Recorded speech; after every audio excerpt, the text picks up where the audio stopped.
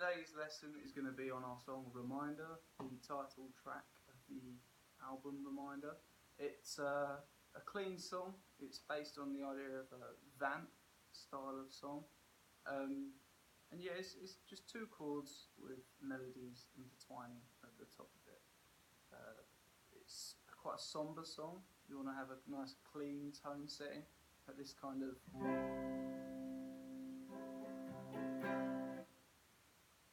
slight touch of reverb. Just gives it that nice finishing touch, you could say, to the tone.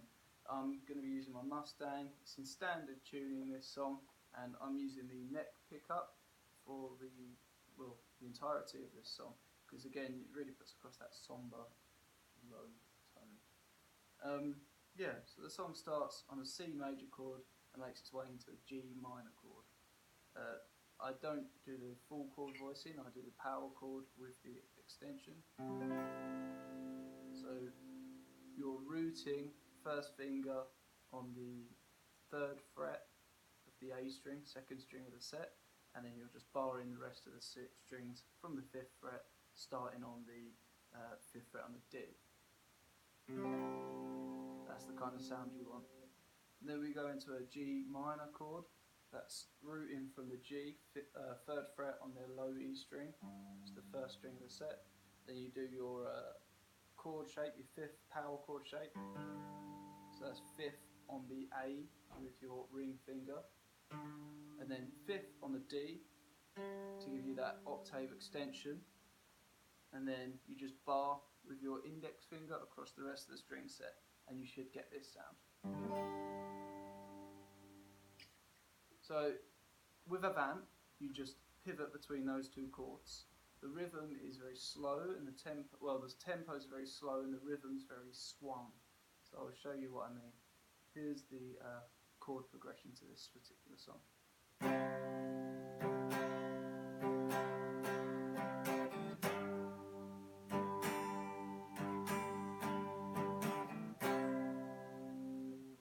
And it just does that over and over again. When I apply pressure to the C chord, it's just your standard practice.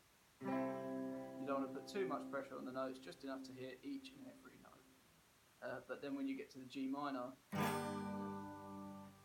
you want to kind of put a lot of force into the first 3 strings of the chord, because it gives you a kind of nice bend and release, like tension kind of thing. And then pull back slightly. Again, it's not a massively obvious touch, but I think it helps to put across the tone of the song, sort of bend and release. So the song's based on looping, and I've got a pedal here and an amp that hopefully I'll be able to show you how to achieve the sound on.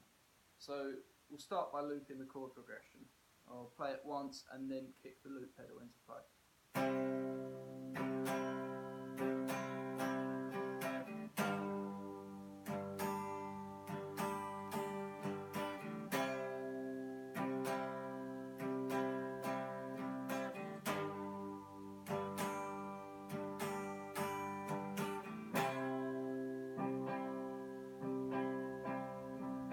So you can hear the loop is playing behind me.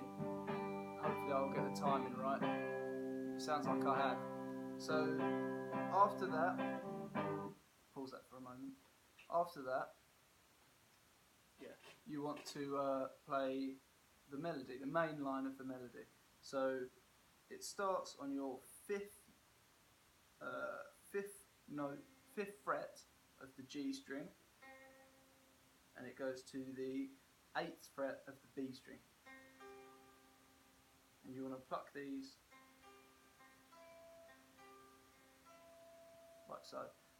That last note is just returning to the, it's going to the 5th fret of the B string.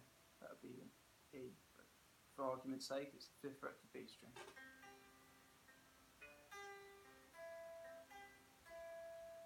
And that's the kind of thing you want.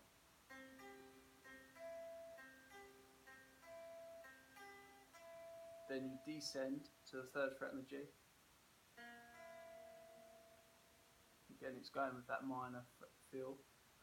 That's 3rd fret on the G, 5th fret on the B. Then it goes 6th fret on the B, back to the 5th fret on the B, and then 3rd fret on the B. All the while you're plucking that 3rd fret on the G, so you should get this kind of sound. And then you add that to your loop. So we'll add it to the loop we've already got recorded into the amp.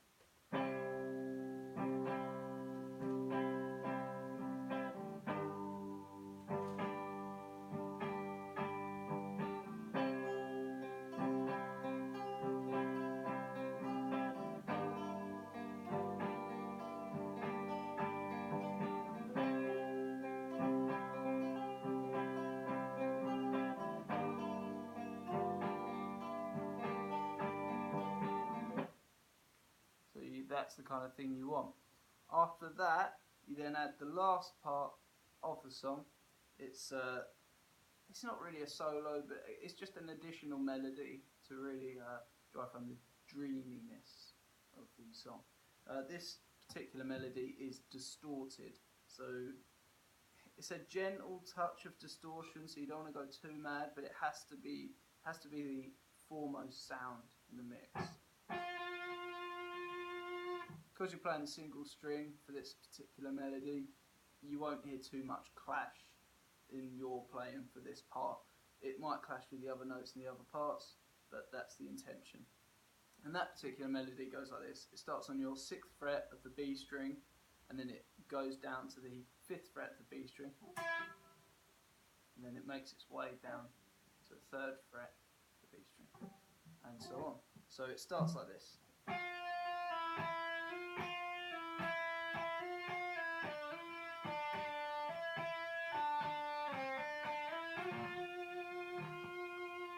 So you want to start on your 6th, go to your 5th, hold on the 5th, and then to your 3rd, and then you eventually descend to the 1st of the B string. It's all the same string.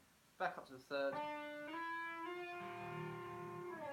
to ascend back to your home note again, the root note of the whole piece, 6th fret on the B.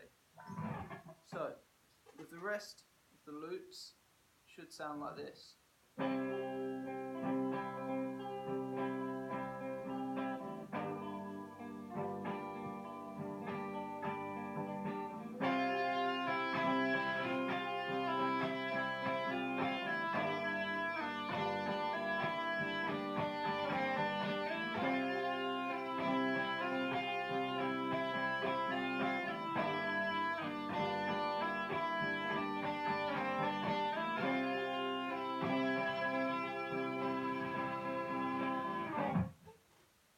That's the song.